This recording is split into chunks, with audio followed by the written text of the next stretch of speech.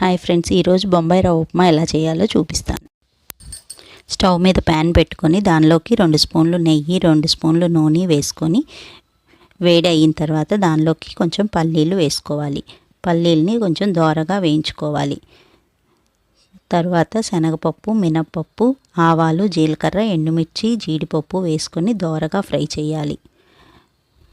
ఎంత బాగా ఫ్రై చేస్తే అంత బాగుంటాయి టేస్ట్. తర్వాత దానిలోకి అల్లం, పచ్చిమిర్చి, ఉల్లిపాయ, కరివేపాకు వేసుకొని దోరగా వేయించుకోవాలి.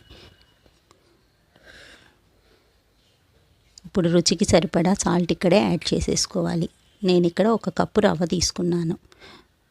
రవ్వ వేసి దోరగా వేయించుకోవాలి. ఒక 2 మినిట్స్ వేగిన తర్వాత దానిలోకి బాగా మరుగుతున్న నీళ్లు 3 గ్లాసెస్ పోసుకోవాలి. వేడి నీళ్ళు పోసిన తర్వాత దాన్ని ఉండలు లేకుండా ఒకసారి మిక్స్ చేసుకోవాలి.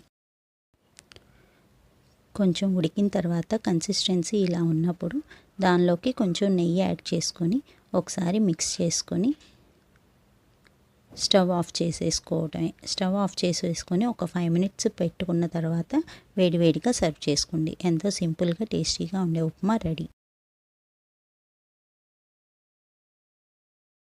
Thanks for watching. Please like, share, comment and subscribe to our channel.